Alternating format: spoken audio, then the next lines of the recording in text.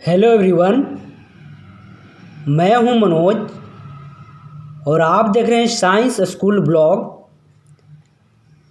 तो चलिए, जो हमारा 10th क्लास का सीरीज चल रहा है फिजिक्स का, उसको आगे बढ़ाते हैं। कल हम लोगों ने पढ़ा था पावर ऑफ एकोमोडेशन के बारे में, के बारे में। आज हम लोग पढ़ने वाले हैं defects of vision and their correction, दृष्टि दोष तथा उनका निवारण। आज हम लोग क्या पढ़ने वाले हैं? दृष्टि दोष तथा उनका निवारण।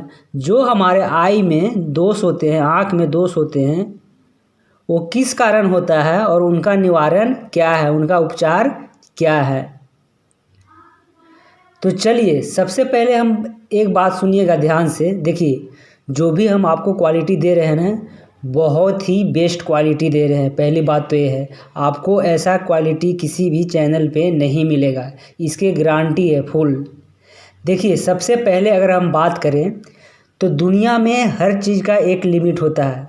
आप लोगों ने ऐसा महसूस किया होगा, या सभी लोग ने महसूस किया है कि दुनिया में हर चीज़ का एक लिमिट होता है। देखिए, उसी प्रकार हमारा जो आँख का है, आँख का भी लिमिट होता है। किस चीज़ का? तो लेंस का भी हमारा लिमिट होता है कि फोकल लेंथ कितना चेंज किया जा सकता है। एक सर्टेन लिमिट के बाद हमारा फोकल लेंथ आँख चेंज नहीं करेगा, ठीक है ना। तो देखिए, अगर हम बात करें उसी प्रकार आई का फोकल लेंथ भी एक सर्टेन लिमिट के बाद डिक्रीज नहीं करता है। तो देखिए, जो हमारा आई है, कॉन्वेक्स लेंस है, जो हमारा आई के अंदर कॉन्वेक्स लेंस है, वो सर्टेन लिमिट के बाद अपना फोकल लेंथ चेंज नहीं करता है। यानी कि एक मिनिमम लिमिट है, उसके बाद वह चेंज नहीं कर सकता। तो देखिए, हम लोग कह सकते हैं कि how ever the focal length of the eye lens can not be decreased below a certain minimum limit. ठीक है, एक मिनिमम लिमिट से कम नहीं किया जा सकता है। चलिए आगे बढ़ते हैं।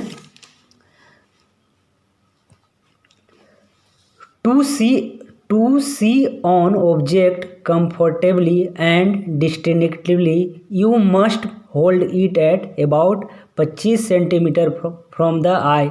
देखिए, कहता है कि देखिए, किसी भी ऑब्जेक्ट को अच्छे से देखने के लिए विदाउट स्ट्रेन हमें ऑब्जेक्ट को कम से कम 25 सेंटीमीटर की दूरी पर रखना चाहिए। क्या करना चाहिए? हम अगर 25 सेंटीमीटर की दूरी पर रखते हैं आँख से, तभी हम ऑब्जेक्ट को अच्छे से देख सकते हैं। ठीक है। तो अगर आपको किसी ऑब्जेक्ट को अच्छे से देखना है तो कम से कम 25 सेंटीमीटर की दूरी पर वस्तु को रखना चाहिए। कहाँ से? आँख से। ठीक है। देखिए, एक मिनिमम लिमिट होता है। एक मिनिमम लिमिट हमने पढ़ा कि ऑब्जेक्ट को अच्छे से देखने के लिए कहाँ पर रखना चाहिए? तो 25 सेंटीमीटर की दूरी पर रखना चाहिए। देखिए, जो मैक्सिमम लिमिट है किसका? आई लेंस का, वो कहता है कि अगर ऑब्जेक्ट को आप इन्फिनिटी तक भी रखेंगे तो आँख अच्छे से देख लेगा। देखिए, हम लोग सभी जानते हैं कि परेशानी कहाँ होती है। परेशानी जब ऑब्जेक्ट को हम नज़दीक रखते हैं तब हमारे फोकल लेंथ की परेशानी आती थी। ठीक है। लेकिन जब हम लोग ऑब्जेक्ट को दूर पे रखते थे तो हमारे आँख आसानी से देख लेता था। ठीक है ना। तो चलिए आगे बढ़ते हैं।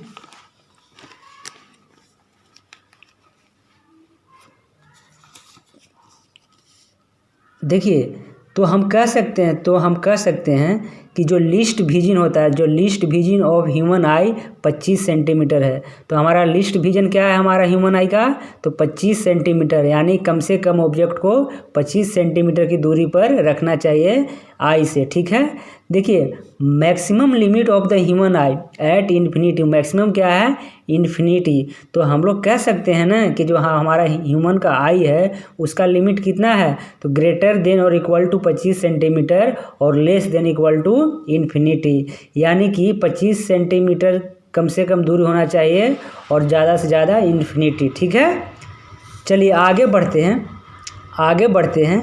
Sometimes the crystalline lens of people at old age becomes milky and cloudy. देखिए जैसे जैसे हमारा एज बढ़ता है वैसे वैसे जो हमारा लेंस का है वो क्या होते जाता है, तो मिल्की एंड क्लाउडी हो जाता है। क्या हो जाता है? मिल्की एंड क्लाउडी हो जाता है। तो इस कंडीशन को क्या बोलते हैं? कैटारेक्ट बोलते हैं। आपसे एग्जाम में पूछ सकता है कि कैटारेक्ट क्या होता है, तो आपको लिखना है कि sometimes the crystalline lens of the people at old age becomes milky and cloudy, this is called cataract. ठीक है, अब हम लोग आगे बढ़ते हैं। देखिए साइंस स्कूल ब्लॉग को यूट्यूब पे जाकर आप सभी लोग सब्सक्राइब कर दीजिए। ठीक है, चलिए। Sometimes the eye may be gradually loss its power of accommodation. देखिए क्या होता है कि जैसे जैसे हम लोग का उम्र बढ़ता है, जैसे जैसे हम लोग का उम्र बढ़ता है, जो लेंस का है, जो लेंस हमारे आई में लगा हुआ है उसका जो शक्ति होता है फोकल लेंथ चेंज करने का, यानी कम और बेसी करने का, वो ख़त्म हो जाता है। तो उसी को हम क्या बोलते हैं? आँख में कमी बोलते हैं, यानी कि आँख में हमारा कमी आ गया, आँख में हमारा डिफेक्ट आ गया। तो डिफेक्ट आने का मतलब क्या है कि जो हमारा आई का लेंस है वो फोकल लेंथ चेंज नहीं कर पा रहा है, उसी को हम क्या बोलते हैं? डिफेक्ट बोलते हैं, कमी बोलते हैं। ठीक है, तो देखिए जो हमारे आई में कमी है, जो हमारे आई में डिफेक्ट है, जो हमारे ह्यूमन आई में डिफेक्ट हैं वो कितने प्रकार के हैं? तो 3 टाइप्स के हैं, 3 टाइप्स के हैं। पहला कौन है? मायोपिया है। दूसरा कौन है? हाइपरमेट्रोपिया है। और थर्ड क्या है? प्रेसबायोपिया है। पहला क्या है? मायोपिया है। सेकंड क्या है? हाइपरमेट्रोपिया है। और थर्ड क्या है? प्रेसबायोपिया है।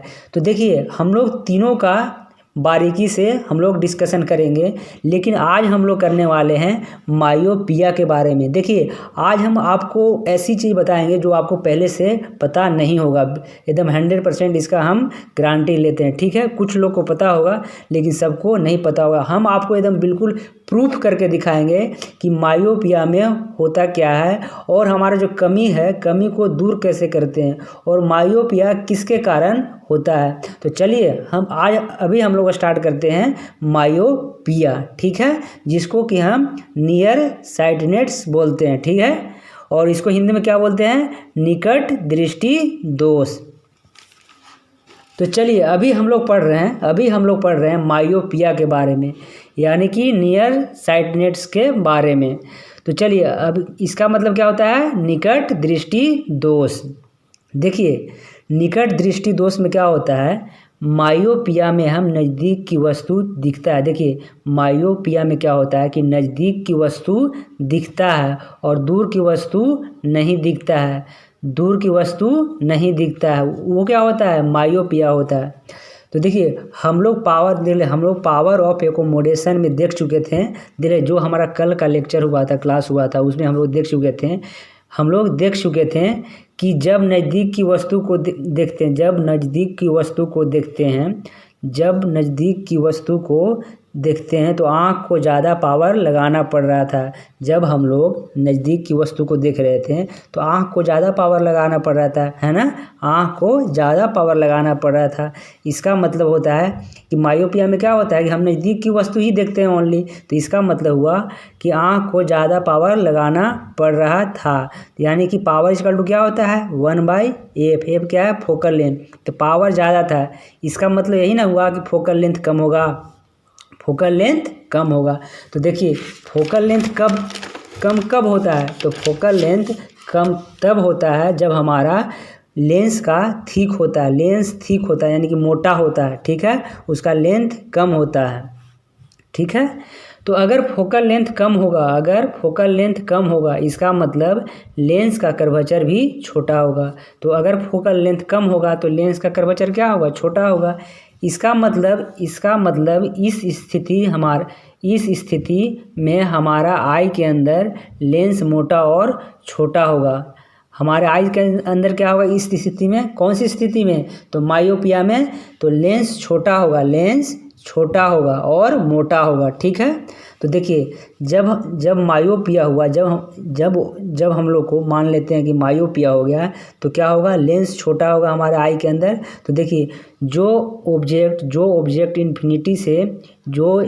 इन्फिनिटी में है, तो वहाँ से जो रे आ रहा होगा, तो उस रे को क्या करेगा, इमेज पहले ही बना देगा। कहाँ, रेटिना से पहले ही बना देगा। देखिए बनना चाहिए था कहाँ पे, रेटिना पे हमारा इमेज बनना चाहिए था। कब, जब दूर की वस्तु देख रहे थे तो हमारा इमेज कहाँ बनना चाहिए था, रेटिना पे। लेकिन ये तो बहुत पहले बना दे रहा है, यानी कि लेंस के जस्ट बाद ही बना रहा है। तो ऐसा क्या करना पड़ेगा कि हमारा इमेज रेटिना पे बने। तो इसका मतलब कि जो रे आ रहा है उसको दूर तक छितरा के और फिर इमेज बनाना चाहिए। तो रे को डाइवर्ज करने के लिए हमें कौन सा लेंस लगाना पड़ेगा, तो हमें लेंस की कौन सी ज़रूरत पड़ेगी, रे को डाइवर्ज करने के लिए। तो हमें कनकेव लेंस का ज़रूरत पड़ेगा रे को डाइवर्ज करने के लिए। क्यों कनकेव लेंस, क्योंकि जो हमारा कनकेव लेंस ही होता है जो लाइट को डाइवर्ज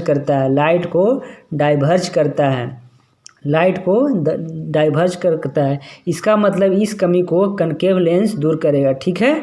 तो देखिए अब हम लोग अगर दूर की वस्तु से रे आ रहा है और यहाँ पे हम कनकेव लेंस लगा देते हैं, तो देखिए जब रिफ्लेक्शन के बाद क्या होता है कि लाइट को थोड़ा सा डाइवर्ज करेगा, दूर फेंकेगा, और दूर फेंके कहाँ मिलेगा, तो कन्वेक्स लेंस के पास आएगा। और कन्वेक्स लेंस क्या करेगा, फिर से लाइट को कन्वर्ज करके रेटिना पे इमेज बना देगा।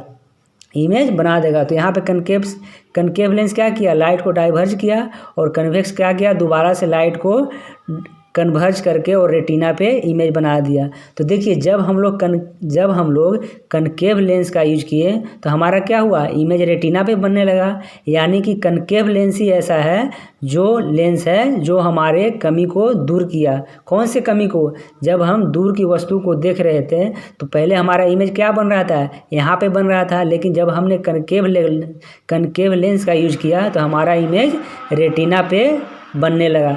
तो ऐसा हम बोल सकते हैं कि जब हमारा मायोपिया हो गया था हमारे आँख के अंदर, तो क्या कौन सा लेंस ठीक किया, तो हम बोल सकते हैं कि कनकेव लेंस ही ठीक किया, ठीक है। तो जो रे कनकेव लेंस से निकलेगा वह डाइवर्ज करते हुए कन्वेक्स के पास पहुंचेगा, ठीक है। कॉन्वेक्स कन्वर्ज करके इमेज रेटिना पर बनाएगा और हमारा आई का दोष ठीक हो जाएगा। कॉन्वेक्स कन्वर्ज करके इमेज कहाँ बनाएगा, रेटिना पे बनाएगा, और हमारा आई का दोष ठीक हो जाएगा, ठीक है।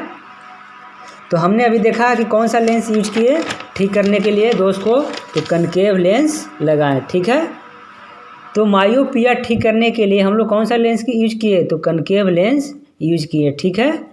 तो आपसे डायरेक्ट एग्जाम में भी पूछ सकता है कि मायोपिया को ठीक करने के लिए कौन सा लेंस यूज करते हैं, तो आप बता सकते हैं कि कनकेव लेंस यूज करते हैं, ठीक है। तो आप एक बार जाके यूट्यूब पे साइंस स्कूल ब्लॉग को सब्सक्राइब कर दीजिए, ठीक है। तो चलिए अब हम आपको समरी बताते हैं, क्या बताते हैं, पूरे हमने जो पढ़ाया उसका समरी बताते हैं, ठीक है। तो समरी में ऐसा है, देखिए हम लोग अभी पढ़ रहे थे मायोपिया डिफेक्ट के बारे में।